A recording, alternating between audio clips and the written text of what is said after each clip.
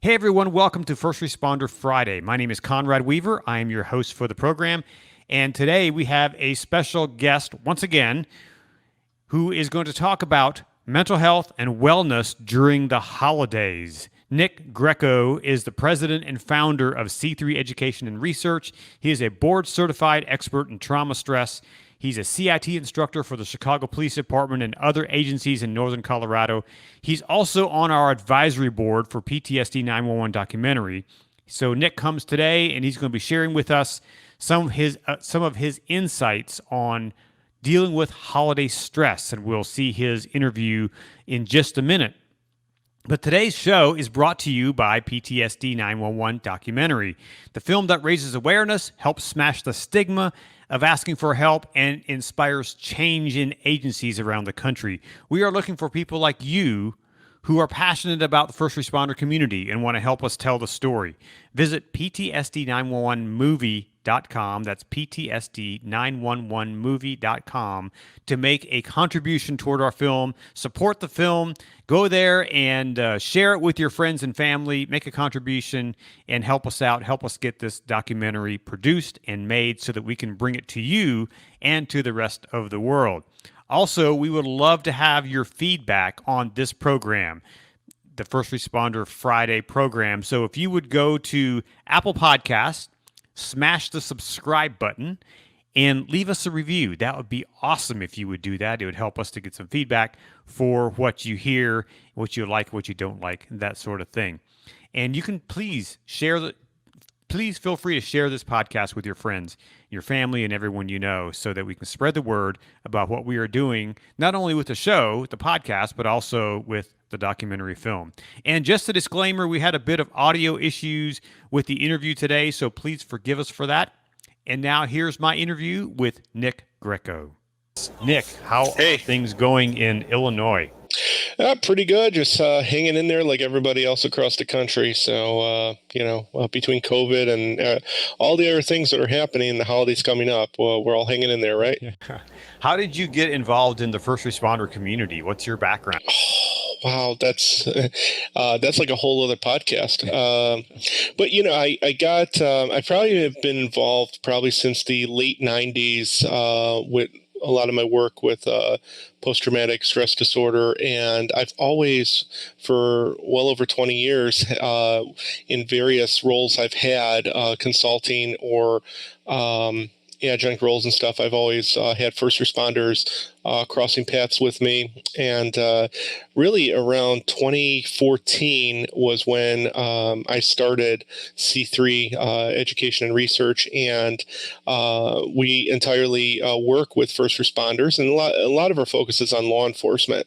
But I got involved really since the late '90s, and have just been doing this full time since really 2014. And so I do crisis intervention training, the CIT training, officer wellness, various workshops on post traumatic stress and family and officer wellness, all those type of things. So it's just a tremendous amount of need for those type of resources and trainings now. And unfortunately, we're seeing somewhat of a reduction in trainings because of COVID and budgetary issues.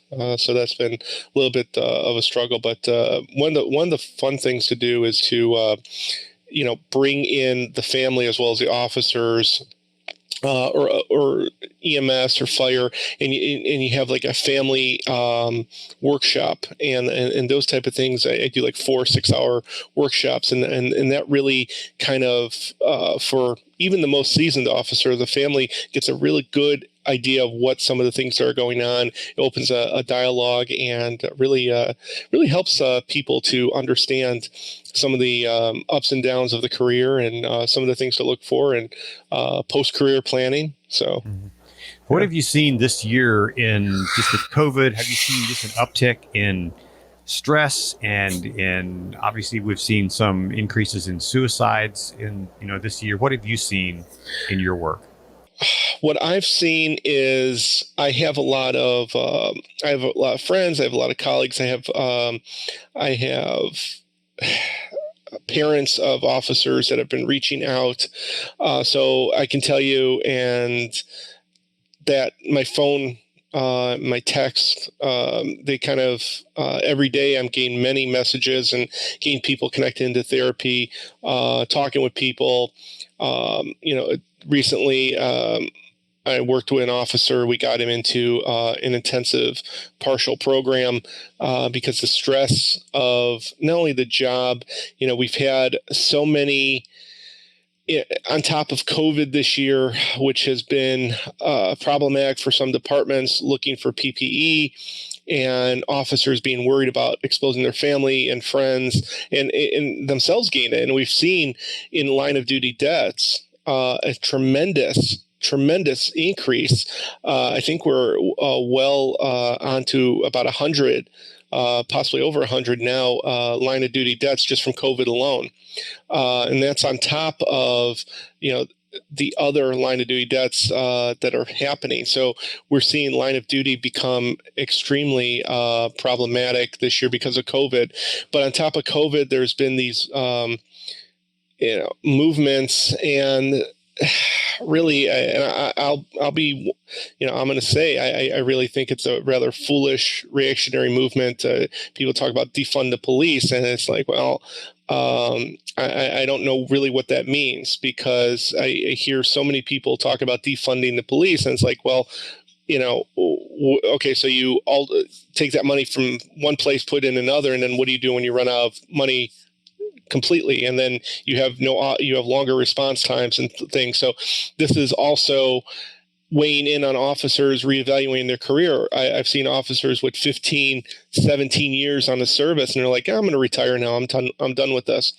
Some people have just left the police force. Other people are like, I'm out in another year or two.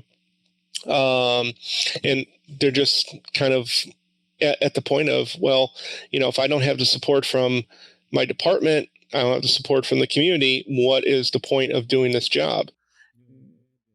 You add all that on top of the normal stress of the job, the normal, the traumatic incidents, the crazy stuff that goes on in law enforcement. You add all that on top of it. I can just see how this can just build and build and build, where there's got to be a relief valve someplace, and it doesn't seem like that's coming. Well, and that's one of the things that I highlight a lot in my trainings is that highlight reel that officers have after 5, 10, 15, 20, 30 years on the job. That highlight reel is not going to go away once they retire. And that relief valve that you're talking about is so important. And when we talk about a relief valve, that is communication and talking. It's that simple. It's talking with your partner, talking with your loved one, your spouse, talking with people who can either be objective or at least be a sounding board for you. But so many officers don't want to talk, don't want to communicate, and then this builds up. And ultimately, when it builds up, it comes out in more negative ways. People cope by drinking, by gambling, by having affairs, by buying expensive things. All of that are just very temporary things that essentially make the situation worse. So, we talked about, COVID, we talked about defund the police, we talk about the stress of the job. All these things now are impacting on top of all that cumulative stress. And so without a relief valve, without some way to decompress, to work through those problems that you're having, the stress of the job, it just builds up and builds up. And eventually it's going, if you don't have a relief valve, the relief valve is the top of that bottle coming off. So, as you come through the year, we're approaching the holidays, and we're in December now. Yeah. And, we've been through Thanksgiving. Now we have Christmas and New Year coming. And so you have more pressures. You have, more COVID restrictions where we can't get together with friends and family and can't have those kind of, bonding relationships and experiences. I can see where the stress would just continue to increase. And how do you deal with that? Well, for a lot of first responders, they're used to missing holidays, right? But they do make up those holidays. This year, they're not going to be really able to make up those holidays, right?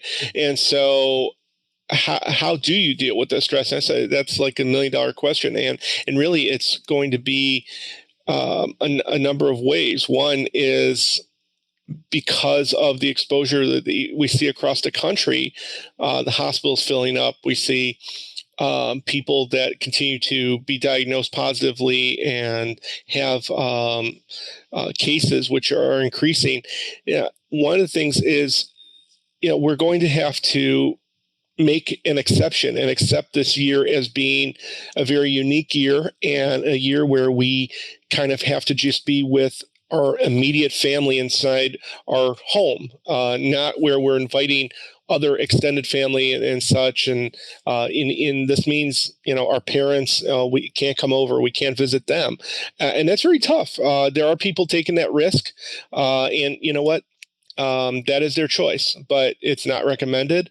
So, we have to accept the limitations. And this is something that unfortunately is a little bit out of our control of how this virus is affecting us. However, what we can control is our exposure, how we can be smarter about doing things, think about, the risk. Now, even if we're okay and the people are okay, there's a lot of asymptomatic exposure. And so just because you're okay doesn't mean somebody else in your extended family doesn't get this, and potentially harm them. So we have to be very careful on that.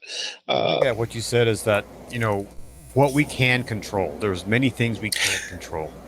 I think that's really a key to being healthy, right? It is. And I think it's all accepting the limitations of what we can and can't do. We can't stop bad behavior. Every cop knows that, right? But we can't prevent bad things necessarily from happening. However, what we can do is deal with our own situation and think about our loved ones and really the loved ones of other people. So, for all the listeners out there, I hear a lot of people thinking about, well, if I don't wear, why should I wear a mask? I've been exposed to so much stuff before in the past. Well, that's an illusion of invulnerability. We have to think about where's that coming from? Is that's not a way to control our fear. That's not a way to safely deal and adapt to this. Wearing a mask is not, harming not taking away your rights. To the officers out there, if I said, well, wearing a vest and body armor, that takes away your rights, or having an extra magazine on your duty belt, that's what do you need that for? That would make no sense, right? So, and same thing for any of the other first responder professions. All these things are protective. It's another level of safety, and that's what I want to implore to people about wearing a mask, right? That's really what we're dealing with here. It's just another form of protection. And yeah, I know there's a lot of debates about that, but that what you can control, how you can give yourself some semblance of control of your environment and protecting your friends and family, is to wear that mask. If you're having doubts about wearing a mask and such, just think about simply a person fighting cancer right now. They're wearing a mask, right? And think about if they got COVID. Think about if you spread COVID, if you gave them COVID, what could that do to them? So it's really thinking about the human condition and how we can help others, not just ourselves.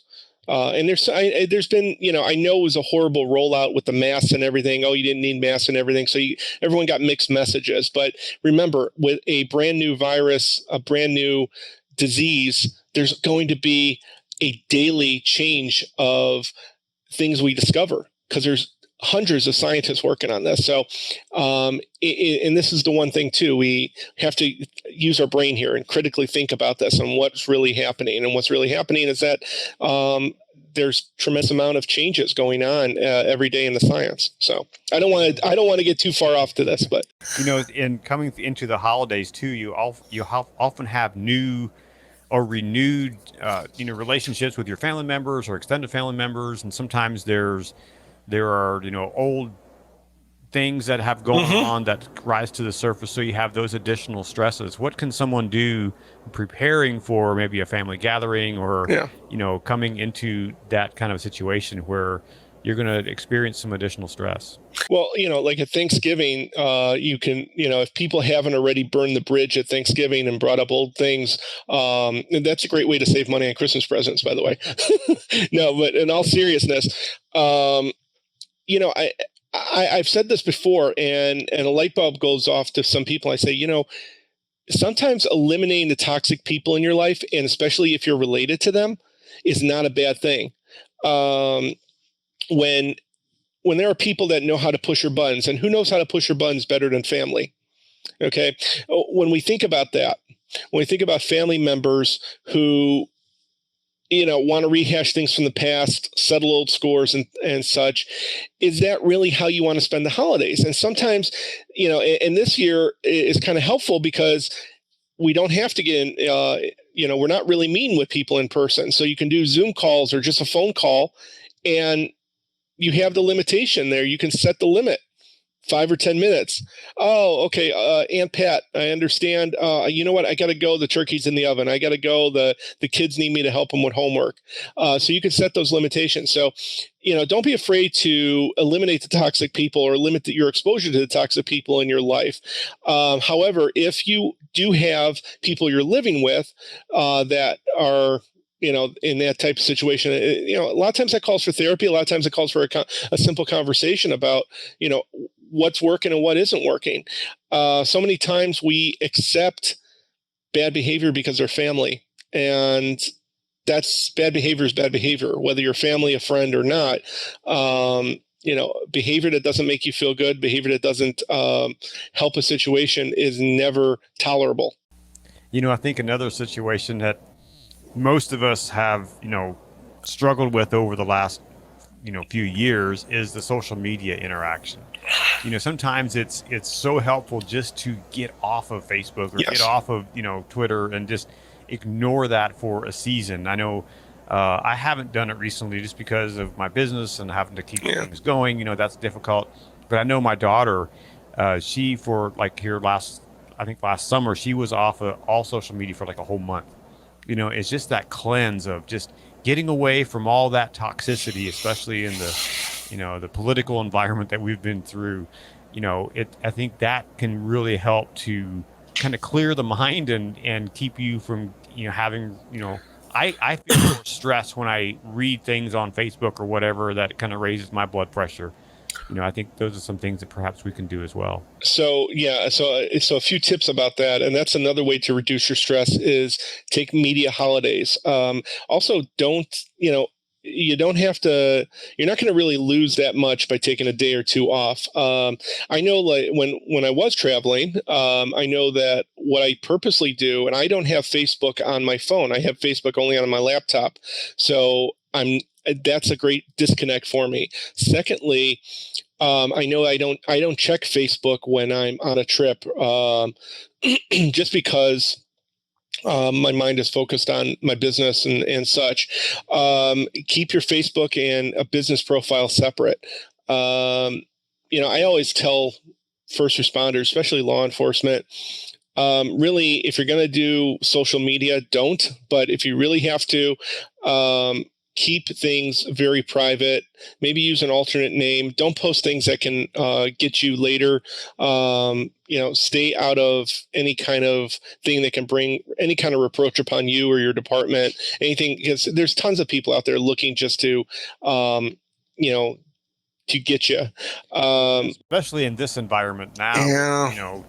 The way things are now, there's so many trolls out there sometimes. There's don't feed the trolls, basically, and really just limiting your media exposure can be very helpful because and this goes right down to it. Don't be, there's a lot of friend requests. Don't be afraid not to take a friend request. Maybe get rid of some people that are so negative. And I found that sometimes I've done this before. I've had some people on Facebook that I just got tired of their feed, got tired of their, but I was a friend, so I didn't want to necessarily unfriend them, so I just unfollowed them.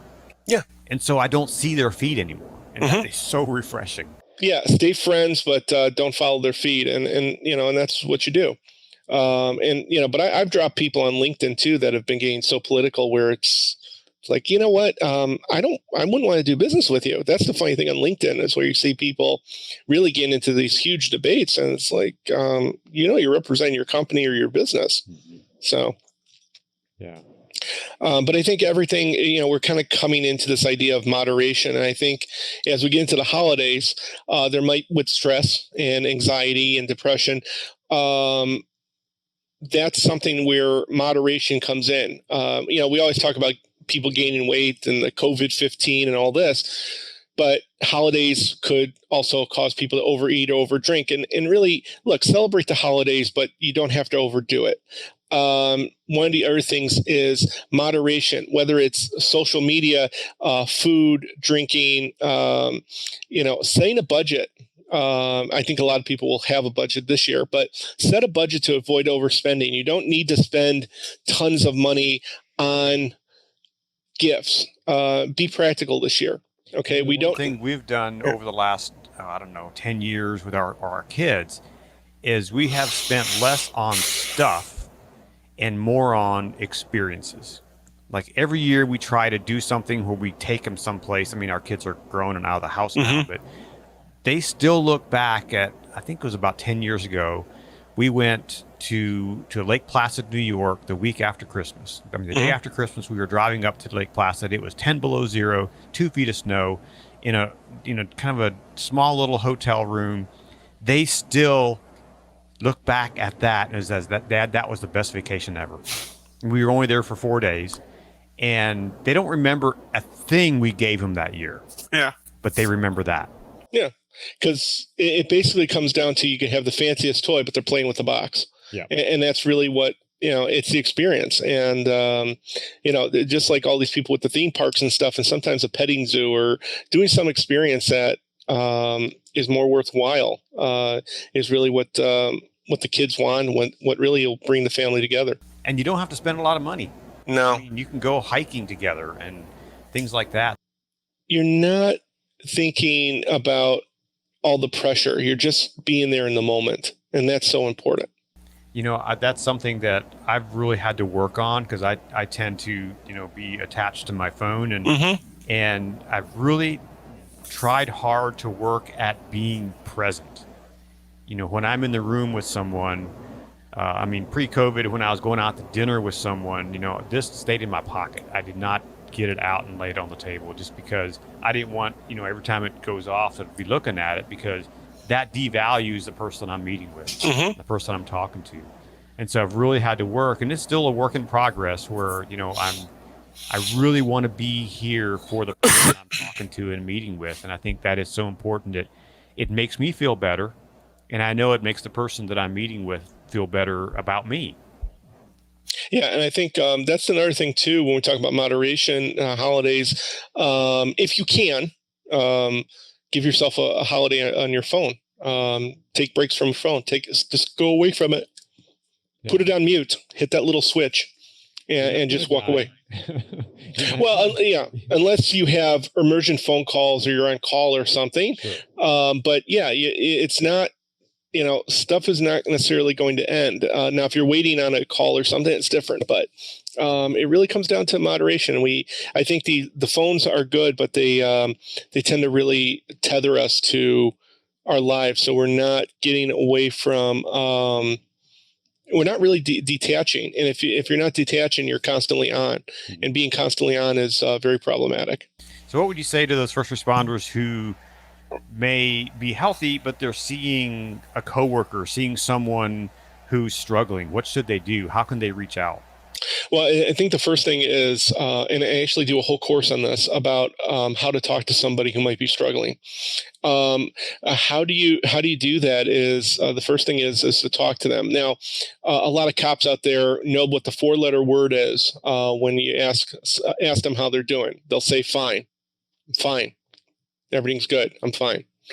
And when things aren't fine, and opening that conversation, and even if the person tells you, "Hey, leave me alone. I don't want to deal with this now," they may be contemplating something. They may be thinking about taking their own life, and they may not, just you talking to them can help prevent that.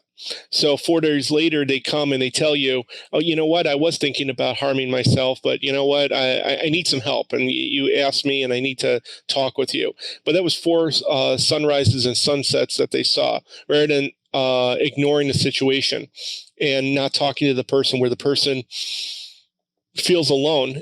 How do we make sure a person doesn't feel alone as we reach out to them? And keeping in mind that it doesn't take much to ask somebody how they're doing, to just talk with them and say, hey, I've noticed you're not kind of together. You're standoffish. You're not with us. You've had some it looks like you're having some struggles and stuff. How's everything going? It doesn't take much. And this also goes for people who are doing well. A lot of times people can go and they're happy, they're having a great time, and we just don't see that they may be suffering inside. The guy who might be struggling with a number of life issues, and he's had some life issues, but he's doing his job and going to work and going through the motions, so to speak. That's the guy we want to check in with too. Our happy friends, or friends that look like they got it all going on. Who's taking care of them, especially the ones that are taking care of us. It's the go-to person all the time. We're going to check on that go-to person, because they also have to have somebody as a springboard. I know the holiday times can often be a time when they really feel alone, especially if they're single, they don't have maybe family close by. It can be a really lonely time, and I think that's a great time to reach out. And it's a good excuse to reach out too, in a more of a softer way, that, hey, I'm thinking about you. It's Christmas. It's, I'm going to reach out, see how you're doing. Well, yeah, because especially this year, we're seeing depression, suicide, anxiety rates going through the roof. We're going to see an increased heightened risk of this going into the holidays. As we're midway through the holiday season right now, we're seeing those rates spiking. We're seeing increased alcohol, drug consumption, and it's harder to get people into treatment because some of the treatment centers are closed because of COVID. And so some of the resources are limited or taxed as well. So this is where being a person, checking in on people, working with them, helping them out as much as possible can really be beneficial. What can someone do if they, the new year is often a time when we have a new start, when we have a new beginning, and we make commitments, to work out, we make other commitments. What can people do mental health wise to say, hey, in this new year, I want to have a plan for this? What should people be thinking about? Well, you know what? I cringe when I hear about New Year's resolutions because it's, I always joke around and say my resolution is not to do a resolution, because it's really, when people do those resolutions, it's trying to take this big chunk. I'm going to change my whole life. Okay, if you must do some kind of change, do something very minimal. Do something small that can get results. You know what? I'm going to organize my closet. I'm going to, limit myself on Facebook to 5 days a week instead of 7. Do something where you can get yourself, you'll hit that goal. You'll get a reward that way. And then that can open the door to other things. Everyone says, I'm going to lose 40 pounds. Well, how about you just start out with a couple, 5, and be realistic about it. Maybe it's not even the weight. Maybe, you want to cut weight. Stop drinking sodas, both diet and sugary sodas. Diet ones aren't good for you either. Cut out the sodas, increase your water consumption. Something you can do that's tangible. Okay. That is so true. In fact, my wife is a good example of that. Here, she's a Southern girl. She grew up in South Carolina, so sweet tea was the thing, and up until this year. So here about maybe 5-6 months ago, she started making her sweet tea, still making it, but making it with honey.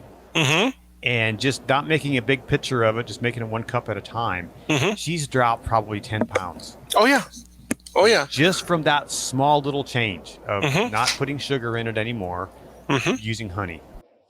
Honey is a very natural sweetener. A lot of doctors will recommend those type of sweeteners. The artificial sweeteners can be problematic that you see in the diet sodas because they actually increase our appetite. And so it has the negative effect. So we all laugh at the person ordering that big pizza with a Diet Coke. Well, that's, it's not really a joke because they wind up overeating. And, diet sodas don't make you lose weight. A big challenge to everybody out there.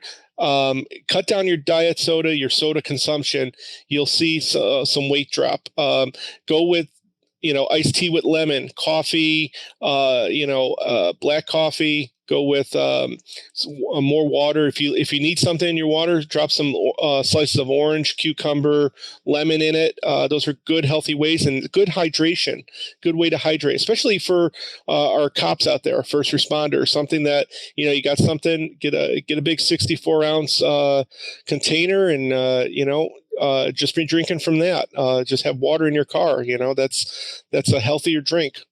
So, I think these are some issues that all of us face in some way, but I think for our first responders, it tends to be a little bit more of an acute issue. Yeah. And so I think that what can we do as civilians to help our first responders? What kind of things should we be doing to encourage, to support them? What can we do?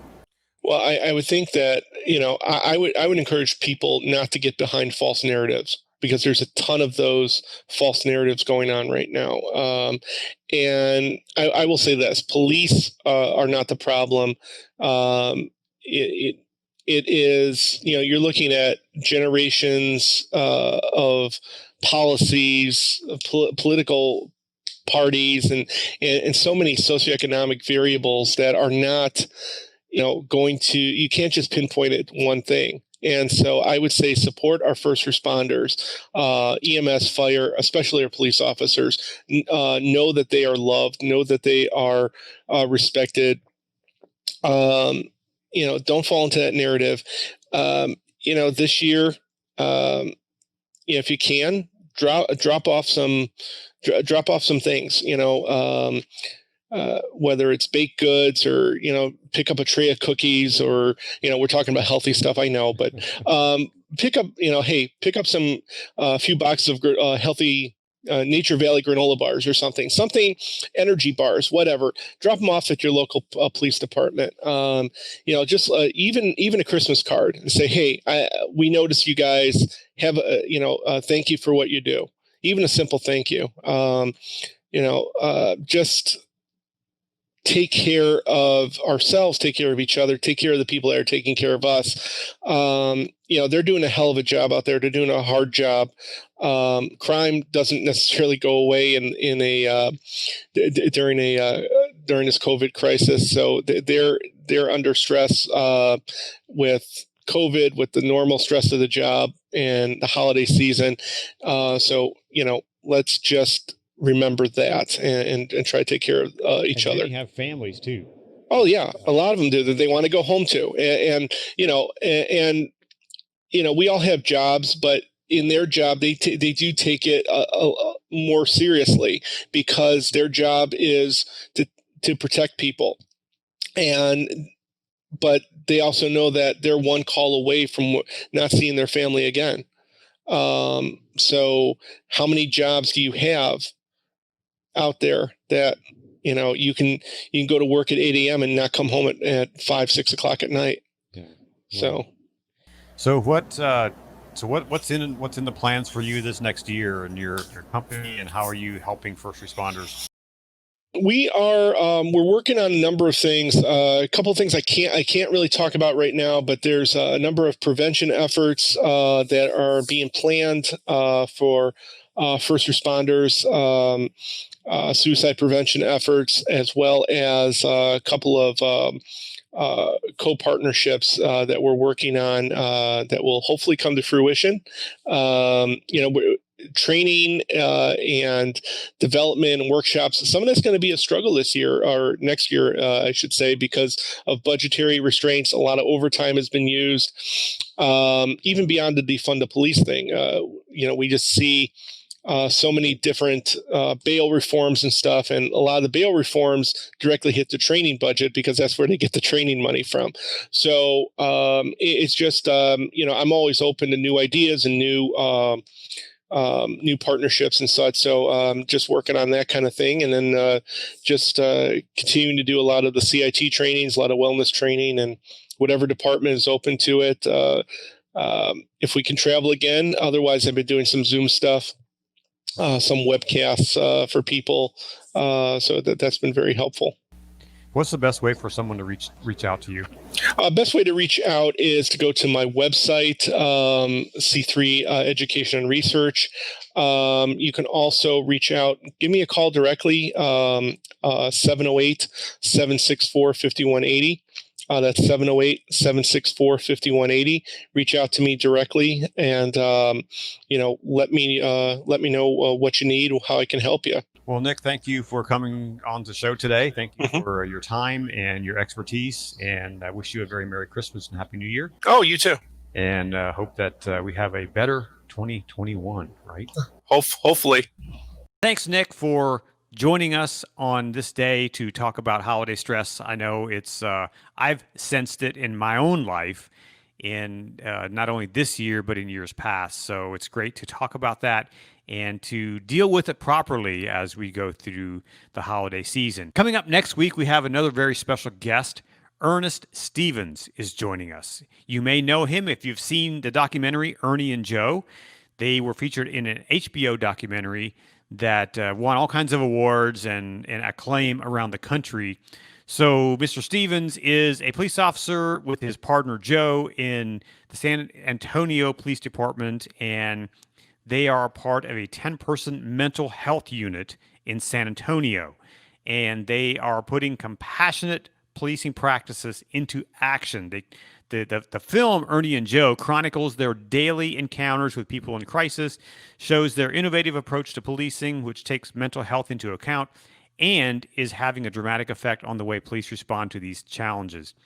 So Ernest is going to be with us next week for a very special interview right here on First Responder Friday. Be sure to tune in and make sure you join us for that conversation.